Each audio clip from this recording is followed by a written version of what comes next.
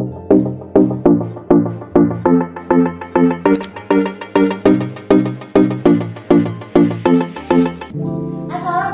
warahmatullahi wabarakatuh.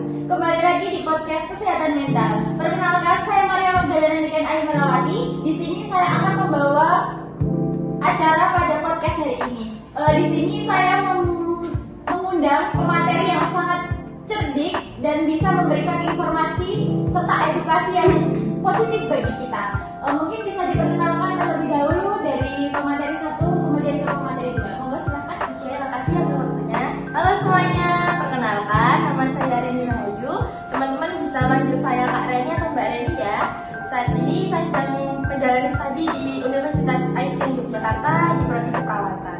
Baik, Kak Reni ya Kak? Iya. Selanjutnya bisa diperkenalkan dirinya. Halo teman-teman semua, perkenalkan dengan saya Kak Hana.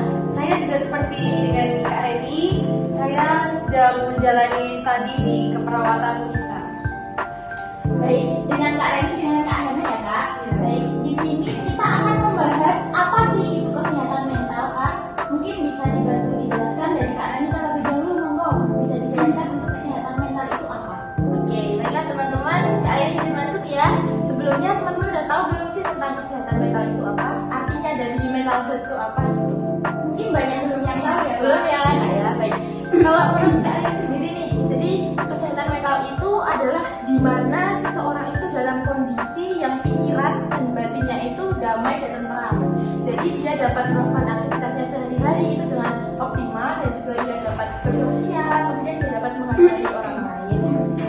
Baik, menurut Kak Reni, kesehatan mental itu adalah ketentraman ya Kak? Iya, betul. Mungkin dari Kak Hana bisa menambahkan informasi kepada teman-teman semuanya.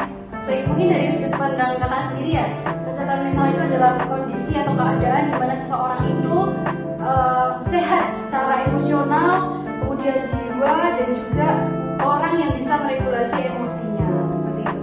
Baik, jadi untuk kesehatan mental yang baik ini adalah kondisi ketika batin kita berada dalam keadaan tentram dan tenang, sehingga memungkinkan kita untuk menikmati kehidupan sehari-hari. Betul begitu ya Kak? Betul. Baik. Bagaimana sih Kak seseorang itu bermental sehat? Itu bisa didefinisikan seperti apa? Mungkin bisa dari Kak Hana terlebih dahulu bisa menjelaskan. Baik, mungkin dari saya aja ya.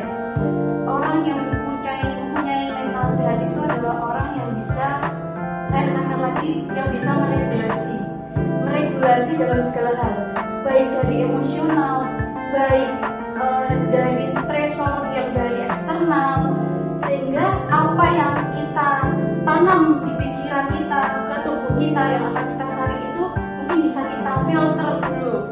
Yang baik kita gunakan dan yang negatif bisa mungkin kita lepaskan ya gitu Kak. Mungkin dari Kak Reni ada yang bisa ditambahkan?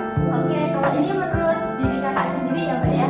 Jadi seseorang itu didefinisikan mempunyai mental yang sehat itu ketika itu tadi yang memiliki batin dan juga pikiran yang damai. Dia dapat bersosialisasi itu dengan positif. Dia tidak mempunyai masalah dengan orang lain dan dia juga tidak mempunyai pikiran yang terlalu berlebihan. Mungkin cukup untuk informasinya. Sebenarnya cukup. Oh ya, baik. Jadi untuk seseorang bisa didefinisikan bermental sehat itu memiliki kemampuan atau potensi diri secara maksimal dalam menghadapi tantangan hidup nih Kak. Ya. Untuk yang selanjutnya nih Kak, kita kan hidup di sebagai mahasiswa ya. Ini pasti kita memiliki resiko. Nah, resiko apa saja sih Kak yang mempengaruhi mental health itu? Mungkin bisa dijelaskan dari Kak Reni terlebih dahulu. Oke, jadi faktor risiko ya yang bisa Iya. mempengaruhi mental health kita. Nah, itu kalau menurut kakak sendiri itu yang pertama itu adalah wanita itu yang memiliki depresi yang tinggi. Kemudian jika pria itu saat pria tersebut itu dalam kondisi yang ketergantungan atas sebuah zat. Jadi gangguan kesehatan mental itu tidak hanya terjadi pada wanita saja, tapi bisa terjadi kepada pria. Kemudian yang kedua adalah ketika ia mengalami kegagalan dalam hidup. Contoh kecilnya itu ketika kita ya Kak ya sebagai mahasiswa.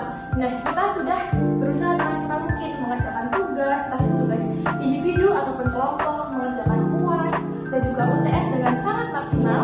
Dan kita berharap nih IPK kita 4. Tapi realitanya kita dapatkan 2 atau 3 tapi kurang gitu ya. Nah, itu kan kita merasa gagal. Nah, itu bisa menjadi salah satu faktor risiko dari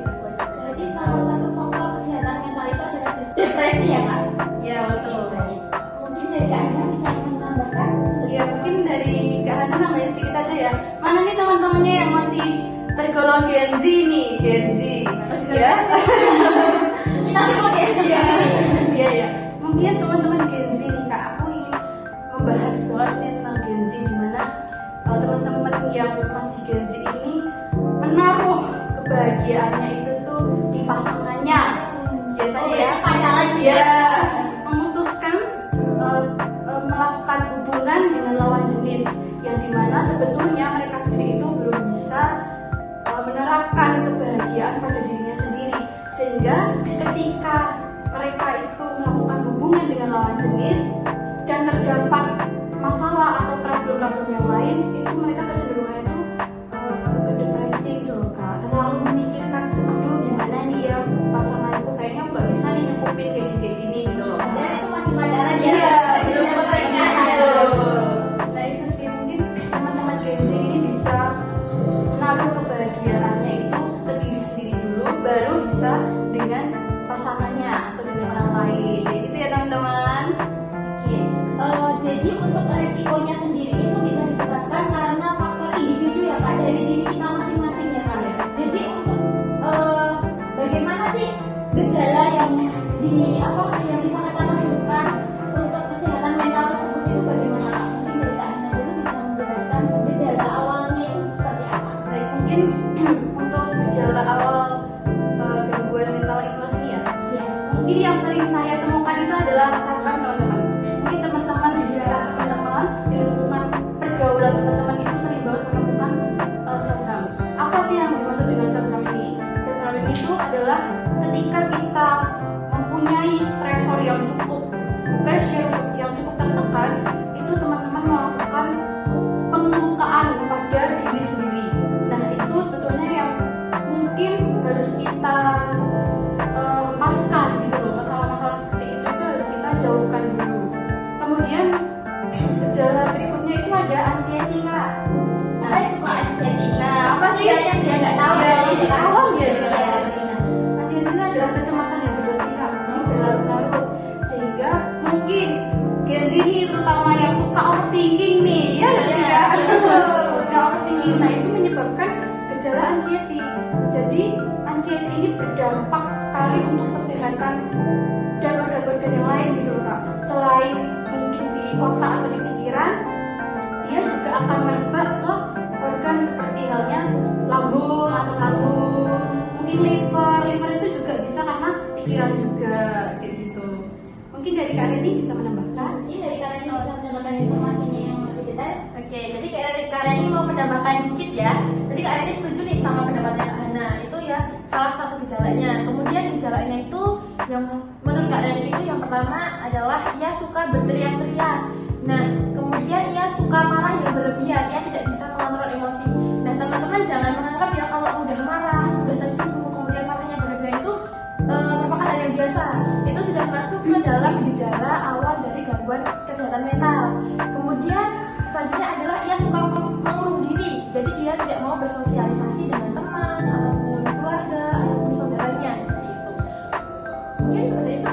Baik, jadi yang sudah disampaikan Kak Reni dan Kak Hana tadi bahwasanya resiko dan gejalanya itu sangat negatif banget ya Kak. Jadi bisa mempengaruhi manusia tersebut pada fase kematian juga ya Kak. Tadi bisa dijelaskan Kak Hana merobek tangan dengan menggunakan cutter. Berarti itu sangat negatif sekali untuk terutama bagi kita Gen Z ini ya Kak. Nah, bagaimana sih Kak untuk cara pencegahannya dan pengobatannya agar kita itu terbebas dari kesehatan mental ini? Mungkin dari Kak Reni dulu bisa. Oke, jadi untuk pencegahan dan pengobatan ya, kalau untuk pengobatannya sendiri itu kan kita tidak bisa ya untuk kita mendiagnosa sendiri, kemudian kita mencari tahu obatnya sendiri tidak bisa. Jadi kita harus pergi ke psikiater. Jadi nih di sana nanti kita akan seperti diberi dukungan, motivasi, kemudian kita akan diberikan obat. Lalu untuk pencegahannya kita bisa mencegah yaitu dengan mengubah pola hidup.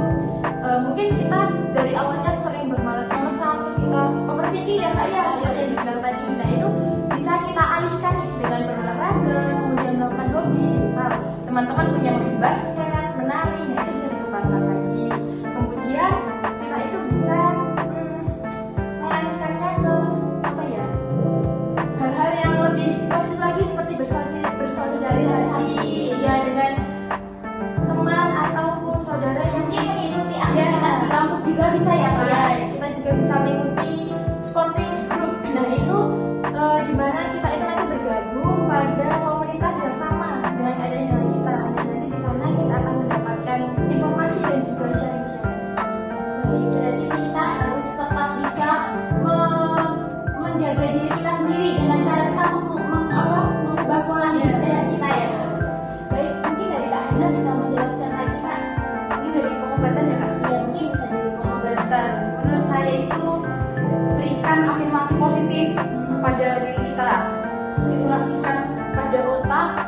hal-hal yang atau kata-kata yang memang menggugah kita untuk lebih bersemangat gitu.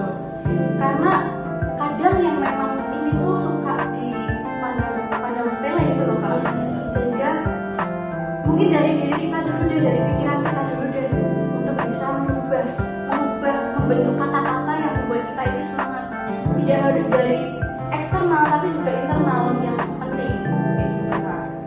Dari inti dari cara pencegahannya ini semua tergantung dari diri kita masing-masing ya Kak Mutiara.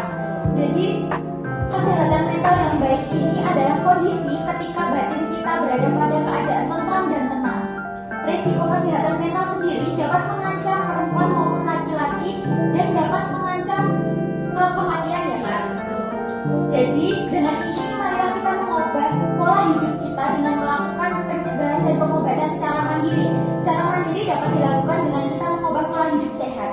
Untuk itu marilah kita menjaga kesehatan mental kita agar kita terbebas dari berbagai ancaman kematian. Mungkin ini saja yang bisa kami sampaikan. Dari saya mohon maaf bila ada salah kata. Bila itu taufik wal hidayah. Wassalamualaikum warahmatullahi wabarakatuh.